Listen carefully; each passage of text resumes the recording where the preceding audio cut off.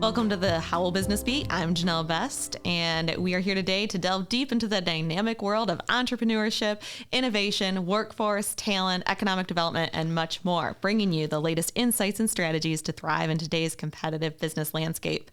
Join us as we interview industry leaders and explore the trends shaping the future of commerce. Today, we're joined by Reggie Kaji, owner of Express Employment Professionals, to discuss all things talent, workforce, trends, and navigating the woes of today's employment talent landscape.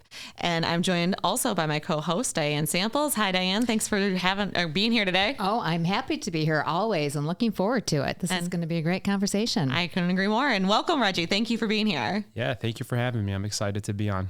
Awesome. Well, as we jump into our heavy topic of today that is really top of mind for, I think, a lot of employers, not only in our state, but nationwide, I would love for you to just share a little bit about who you are and what you do. I'm a staffing industry, I would say, expert. Been in the business for about 9 years now, and I own 3 local Southeast Michigan staffing offices. Part of a bigger company, Express Employment, 836 offices within the United States. So nice to have that large support of a corporate entity, but we're locally owned. So we're a franchise-based business, and really we help employers with their employment needs, whether it's professional, industrial, office, clerical office services, and even healthcare. So, we're deeply entrenched in employment every day. And it's been quite a challenge since the pandemic, I can tell you that. I was going to say, it's been something that's probably kept you on your toes ever since. So if you want to talk just a little bit about how have you seen that change? I mean, what have been some of the big takeaways and what are you kind of seeing on a day-to-day basis? Yeah, for sure.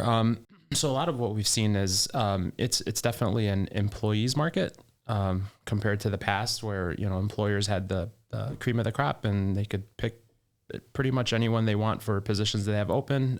It's definitely an employees market. As you see right now in Michigan, we're going through an UAW strike and we're seeing unforeseen rate increases, 21% already on the board. And they're looking for 40% increases, right? There's talent shortages. There's a skills gap that we're dealing with. Education. We've got issues in education right now that we're just not getting our workforce where they need to be. Whether it's, in the trades, on the professional side, competition globally as well, has been something that, we're seeing. And, mm-hmm. A lot of people are offshoring their employees because it's cheaper. And, we just don't have the people. One of the things that I highlighted in my intro to you was, our birth rates are low, mm-hmm. right? Those are some things that we have to look at. State of Michigan right now, it's the lowest it's ever been. So we need to replace those workers. Right. And so we're seeing, companies are struggling. Even with a weaker economy, there's still this low unemployment rate. Wages keep on rising. I could keep on going on and on about all these different things, but I do believe there's a light at the end of the tunnel. So these are a lot of really heavy issues, big issues. Let's talk a little bit about education and kind of bridging that gap. We recently had an individual on locally that works with our educational service agency, and they're working, she's actually the career college readiness coordinator, to look at different ways that we can prepare that next generation of leaders or work to close that gap a little bit. What are you seeing? What are some common trends around that space, and what can employers do, or who does this fall on, in your opinion? This is deep. Okay. Putting you on the spot here. I said it was heavy. I mean, let me start with liberal arts degrees, right? I mean, come on. We have the issue we have is we're sending our kids to college. They are ill prepared for the real world. A lot of the majors that they're going into have nothing to do with today's workforce and what's needed. I think they're getting bad guidance. I think the level of accountability in our education system has been really bad for many years, and it's not being fixed. And what we're seeing is, these kids come out of college, right? And they've got these nice shiny degrees from nice universities, and they have no skill set. What do I do with them? Mm-hmm. Right? A lot of them come work for us, and I could have hired them out of high school. Right. The other thing is they're not being pushed to go into the trades. Electricians, plumbers, like all these carpenters, we need these people. And right now they're going to college, right? And they get out of college and there's really nowhere for them to go unless they have a specific degree, right? That's engineering, accounting and finance, pharmaceuticals, medical, nursing, whatever it is. But then you get all these other degrees that really, I interviewed a girl last year, Japanese arts or something. What am I going to relate with a Japanese arts degree? Right? There's really nothing. And so she's got $200,000 in student loans.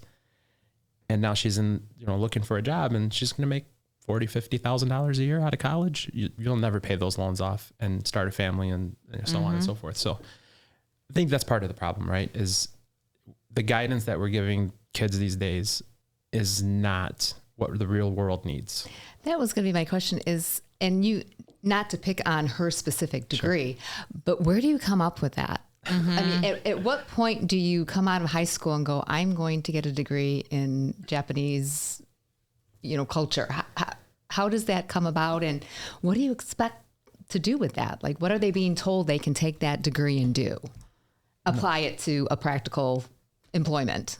Another loaded question. I didn't ask that because we really cut this one short because, the skill set just wasn't there for us to continue and move forward, unfortunately. But again, I have kids that are in college right now. And one of the things that I highlighted with them as a parent was whatever you go in for, be specific. If you're going to go into the medical field, figure out what you want to do in the medical field, right?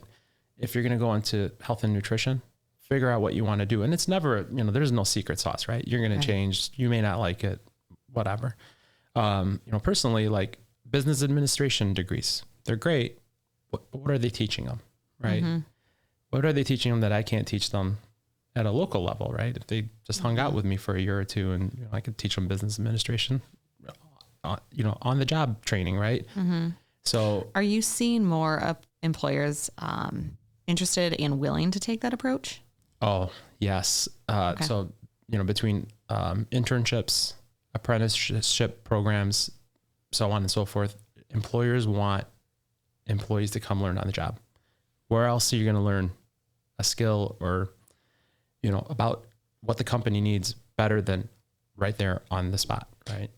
So is that something, with that, how are they looking and actually recruiting out of high school? More and more we're seeing that, yes. Okay. Not enough, I think.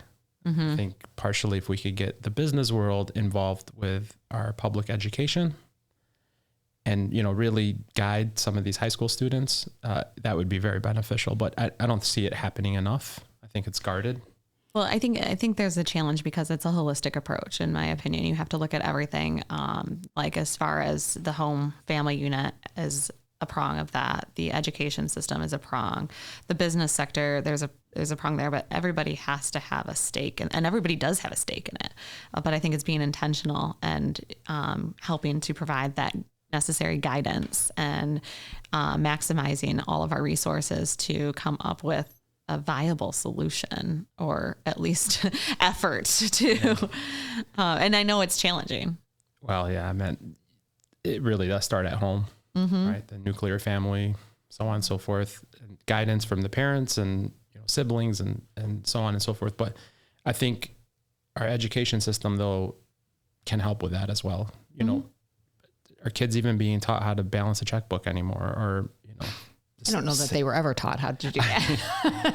I think that's one of those just basic skill sets that we assume is inherent that they do need to learn that. Sure. They need that practical in high school, not at the college level. Yeah. And I don't know how involved you guys are, but when I was in high school, there was DECA, right? Yep. And that was so beneficial. And I don't know if it's still going on. It's still there. Is it? It is, yeah. So that's interesting that you're talking about the checkbook and then the other thing. I recently was at a Rotary meeting, a Howell Rotary meeting, and there was the I think it's the Hive program through the Parks and Recreation. And they're actually starting to put on some different like business training, educational programming at this youth center, teen center. Hopefully I'm getting that right. And they found that a lot of the topics that the students were interested in were things like these more practical life skills, like maybe it's cooking or balancing like personal finances and trying to understand that piece of it. So I think there is interest in that too. But I think, again, one of the challenges is finding where that fits into the curriculum. Well, going back to the educational piece too, I just had a conversation yesterday with an individual who he didn't have his degree, and he's in an industry where he's pretty much capped out until he goes back and he gets a degree. And I asked him, like, what is your degree going to be in, like, specific to your industry? He's in banking. And he's like, he's obviously going back for business, but it sounded like the employer just wanted him to have that piece of paper, that it wasn't really a specific skill set that they were looking for, because he had that. He's been there for over 20 years, but in order to go up to the next level of management, which really escalates him quite a bit higher in the within his particular industry and bank, he has to have that degree. And it kind of goes back to that mindset of, again, what skill set are you learning other than just having the tenacity to follow through and complete the education process? Wow. Yeah, that was what a great point, because we see that so much. Employers that require a degree for a job that really doesn't require a degree, right? It's unfortunate, but we are seeing some employers be more lenient, right? Where before, if it was a management position, you have to have a bachelor's degree in X, right? Or just a bachelor's degree in Japanese arts. It, like, had to be a little funny here. But my thing is, if they have the skill set to lead a team, be in a management position, or whatever it is, then the degree really doesn't mean much. Now, on the other hand, there's a level of, like you said, tenacity to get it, accountability piece, and if I'm that disciplined, right? Disciplined enough to go through a 4-year education period, get my degree, follow through with it, maybe I'll be better at the job, right? Unfortunately, that's not always the case, right? I mean, one of my top people right now on my management team is not degreed, but she's fantastic. And I wouldn't have it any other way, right? But again, there's employers that are old school as well, and they're just stuck in their ways, and they haven't really pivoted with today's market, right? But there's some that are, and you're seeing it more and more where they're being a little bit more lenient towards that. So. Well, because then that also ebb and flows into, the mantra of work-life balance, because here you are, you're working full-time, you have a family, you're now trying to take on going back to school, which doesn't leave much time for anything else within your life. So it's kind of, that's a whole nother topic of, like you said, employees are looking for what they're looking for in the employment arena. Exactly. And in our business, other than maybe HR, right? Because if we're going to hire somebody on our team that's running our internal HR, obviously we want somebody with an HR degree, right?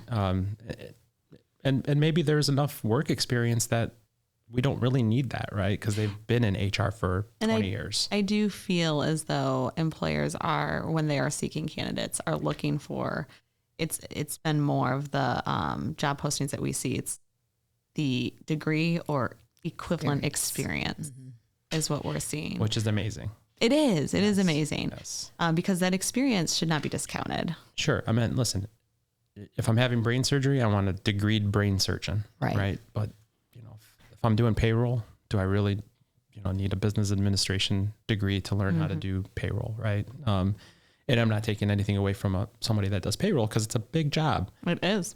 But experience is enough for us. So we really jumped off the cliff there with a skills gap. So I'm looking at our talking points here, and we've got some great ones. So I'd love to talk a little bit about some of the trends we're seeing in the workplace. I know that quiet quitting has been something that we're hearing more and more. What is this, and what can you share with us? So yeah, quiet quitting. I think our company actually did a whole webinar around it, but really what we're seeing is, what is quiet quitting, right? And I think you could define it a few different ways, but really it's that employee that shows up every day, doesn't give you 110, and is just kind of discontent with whatever their work is, and they see other people the same way, and they're just looking to get fired. And my opinion is it's somebody that's looking to get fired, right? Because they're just going to give you just enough because they're burned out, for whatever reason. It could be socially, it could be, we're seeing a lot of mental health issues. We're seeing people that are just discouraged by whatever's going on, geopolitically and so on and so forth. But, back when, I'll give you my age here, but when I was first joining the workforce, we gave 120% because that's just what we knew, right? Whether we liked our job or not. But now there's so many options, right? So if I was to come in and somebody's giving me 50% effort and fire them, they're just going to go to the next job, right? Or they're just so disengaged from the company and values and so on and so forth. So for me, quiet quitting is more disengagement, and you're slowly leaving whatever position you're in. So as an employer, I mean, I think you mentioned really valid items there, including mental health being one of them. But as an employer, how are you, and in what you do, how are you navigating this? And then what are you seeing other employers do to navigate or combat this trend of quiet quitting? Sure. So a few things you can do is get re-engaged with your workforce. If you're not engaged with your workforce, there's no way you're going to be successful in today's market, right? Find things that you can do outside of the day-to-day to re-engage them, to make them feel like they're part of something a little bit bigger. A lot of things that we're doing right now is, we're trying to do more social stuff in the offices and just re-engage with our staff, right? And a lot of leadership has been so disengaged, right? They're worried about numbers, they're worried about metrics, they're worried about, are we going to meet fourth quarter goals? Are we going to meet? But they forget these are humans that we're working with, right? So, my biggest thing is get re-engaged, find out why, send out surveys. Like simple things, because you could find out a lot when somebody's anonymous in a survey, right? And then fix it. Too many times people don't fix it though. That's a problem, right? And then you're left with this turnover problem, and now you're refilling positions, and it's a revolving door, and it's a hamster wheel. I'm curious, when you're working with other businesses and you're seeing that hamster wheel effect per se, are you guys able to kind of look at that and support? Are you doing surveys? What are you doing to engage your employees? Yes. Okay. And we offer all of those things, right? A lot of times, we hope that clients reach out to us and say, hey, what's the problem, right? Can we fix it? Sometimes we could pin it down to a specific supervisor, right? To hours, work-life balance, all these different things. And it's so nice because we're an outside source, right? Gathering this data for the companies. And I've always told companies, right? If you know your data, you know your business. And part of that is employment data, right? Are your employees happy? Do they like the hours they work? Are they frustrated because they have to work weekends or whatever it is? And I know sometimes as a business owner, even we can only do so much, right? But if we're not listening to our workforce, right? And then we have this turnover issue.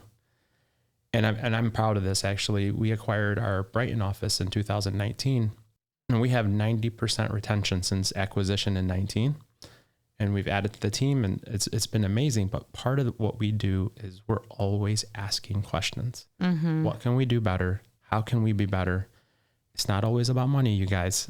There's PTO. There's so many different factors that the workforce is work-life balance, right? If you can offer some work from home, why force them in the office, right? And I'm not saying that they shouldn't come to the office, but I'm just saying if you trust your staff, let them work from home, right? And those are the things we see. But we definitely can coach, mentor our leadership anybody in a leadership position on how to better keep that turnover down, right? Okay. Just by asking questions, and we could do the surveys as well, but I always tell people you got to dig deeper to find out what the root. There's always a root to the problem. Absolutely. No, I think that's really good advice. I would also say that beyond quiet quitting, there's a lot of different trends. You mentioned mental health. You mentioned a couple of other items, but as we look at mental health, work-life balance was the other one that I was thinking of. How are employers navigating those issues, and how are they having these crucial conversations? Well, small business, it's really tough, right? Because we don't have the resources to navigate through mental health issues. Work-life balance. Sometimes, again, if you're a team of 5, you need all 5 people all the time. Big businesses, they have more resources. You're starting to see companies bring in people to help with mental health, or we do like mental health days off, right? Like just, hey, if you need it, take it. Right. But really there isn't an answer to it because we don't have enough resources. Well, and I think that that's a part of it too, is even like when you're looking at that work-life balance or like those mental health days off, we're seeing, and then we were talking about quiet quitting and this kind of silent burnout or this burnout that's happening. We've got a lack of resources from a talent pool perspective. So it feels as though, we're seeing a lot of this really take shape because it's all coming to a head, right? Well, I mean, and part of it is you mentioned shortages, right? So what happens when you're short? You put a load on the staff you have, and then mentally they get drained between home, like you said, work-life balance, kids, soccer, whatever. And, as employers, if we're not paying attention to this stuff, it's a recipe for disaster. Absolutely. Yeah.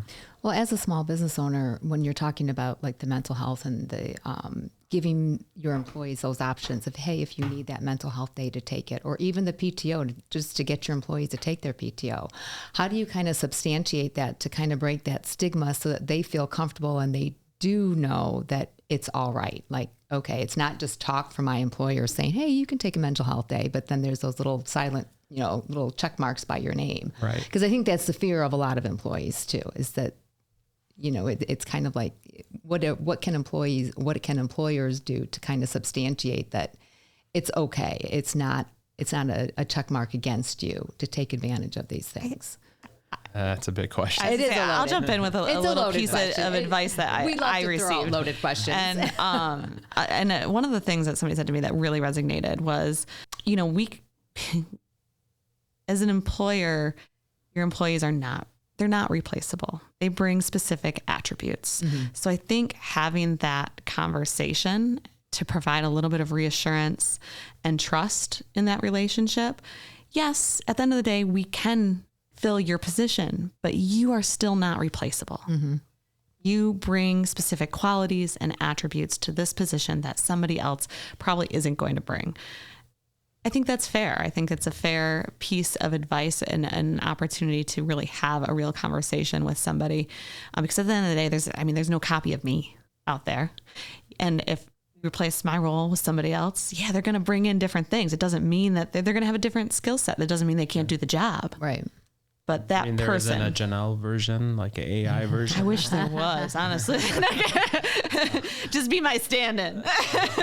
But Diane, that was a great question, actually. It because is. I think, as an employer, you're not going to put it out there like, hey, XYZ is taking a day off for mental health, right? And you got to be really cognitive of that. As a leader, at least, if somebody reaches out to you and says, hey, I'm feeling burned out, I need a day off, right? So there's ways you could combat that by calling it bonus days, or we do a lot of promotional stuff with our staff where, hey, if you've had a great week and you've done really well, spin a wheel, you get a free day off or half day off or whatever, and then you could use that, right, as what we call a rest day, right?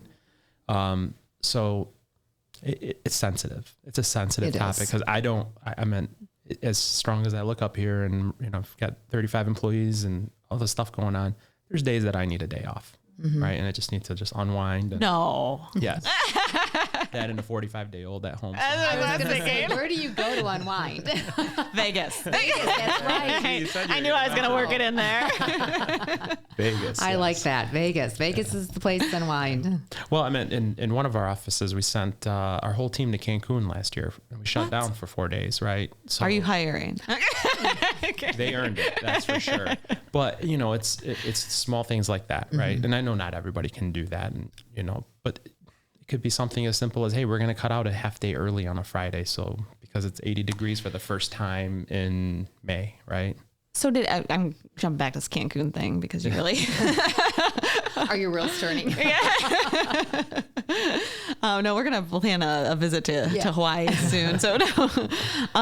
But now, did the whole team went on that trip, or so they earned it? Yeah. So there was 12 people that we sent. That's amazing. Yeah. Now, because the reason why I jumped back to that is I was thinking more on like company culture. Some of these things you mentioned are great as far as, taking a day off here, doing things like that. But how are you managing, and how are you seeing other employers, and what trends are you seeing take place and shape on how to maintain and enhance company culture, especially in today's hybrid environment? Because I know one thing that was really big, was a great attraction retention tool pre-COVID, was employee culture and company culture.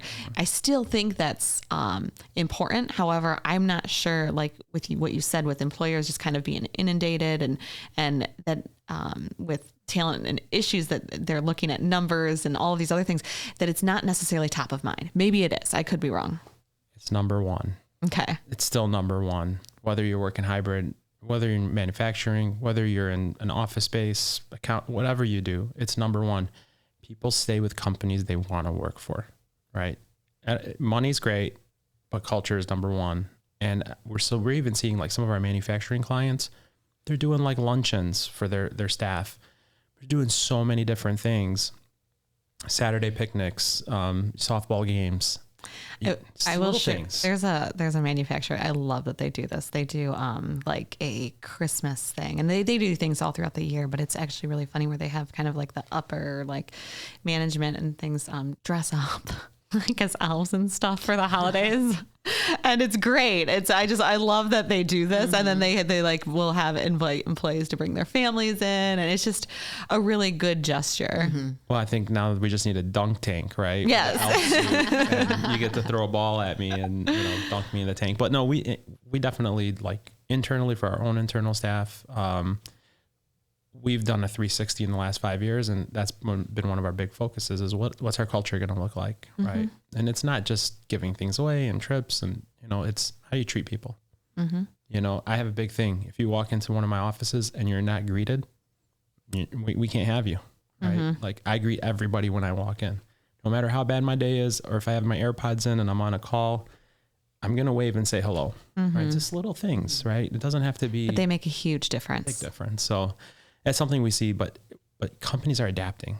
And what used to be, oh, you need this job, right? And you're going to come work for us, and we don't really have to worry about how you feel, is now, no, we care about how you feel. What can we do better? Those different things, right? And culture is a big thing, because I know people take jobs $20,000, $30,000 less because company culture is better. Wow.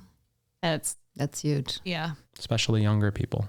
It's Mm-hmm. not all about money for them. No, it's important. Don't get me wrong, but they'll look at the company culture or your Glassdoor review, or, mm-hmm. that's another thing now, yeah. right? Watch your reviews and stuff. So, and even when we're hiring for certain local employers, right? We'll have people say, oh, the culture there isn't that great.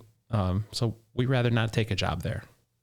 Wow. Okay. Well, we make sure we let our partners know that, because yes. it's important for them, right? What can we help you fix? Maybe mm-hmm. there's just one bad apple on the tree, and we need to eliminate that, right? So, well, and giving credit to the employers, because again, that's kind of a hard line to toe, because if you're trying to meet every applicant or all your employees where they're at, there has to be that fine balance, because everybody's at a different space, is at a different place, and trying to accommodate everybody, but still have kind of broad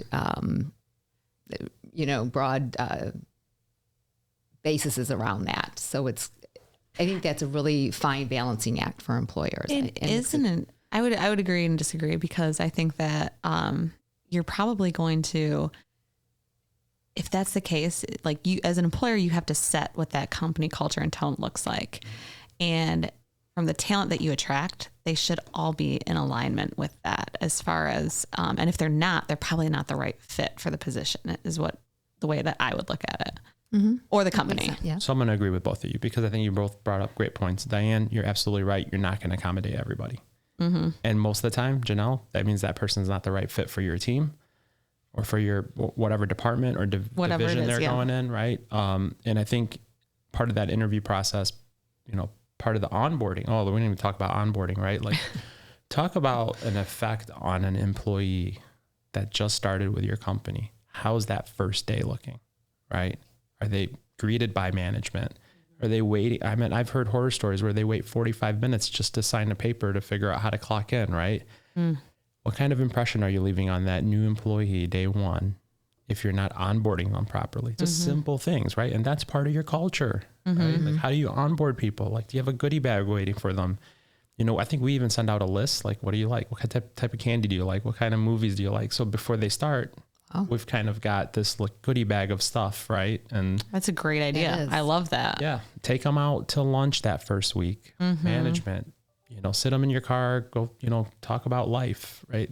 There's so many ways you can, again, separate yourself from your competitors in those little things. It doesn't have to be big, extravagant, lavish trips, Cancun, right? It doesn't have to be. But I like it. I mean, we'll keep that on right. as an option. That was, again, I'm going to go back just in case my staff hears this. That was an earned trip. They earned it. So the fact of the matter is, it's the little things, right? Mm-hmm. How do I feel when I walk in the door? Just saying hello, right? Or we see everything, right? Because we work with, I think last year we worked with around 300 unique companies. So we hear it all, right? Mm-hmm. Some companies are over the top. They are so great, right? That first day experience, we'll have a contract worker call us and say, oh my God, I love this place, right? But then you have some that are, we need to work on some things, right? So, and even us as a company, we have so much to work on. And if you're not continuously improving, then it doesn't stop. Sure. I think just keeping it top of mind, especially as a small business, yes, can be a challenge. However, I mean, we all know that the people, the employees, it's what makes your business. So it's an investment. 1,000% right. Yeah. So, well, Reggie, I think we covered mostly everything. I know. Covered a lot of ground, a lot of heavy ground, a lot of heavy ground, big challenges. But these are big issues, and I'm happy that you were able to share some insight with us today and discuss and kind of dive in to some uncomfortable territory. But this is your everyday. So every day, yeah. We appreciate you being here, and thank you so much for your time. Yeah, thank you for having me. It was great.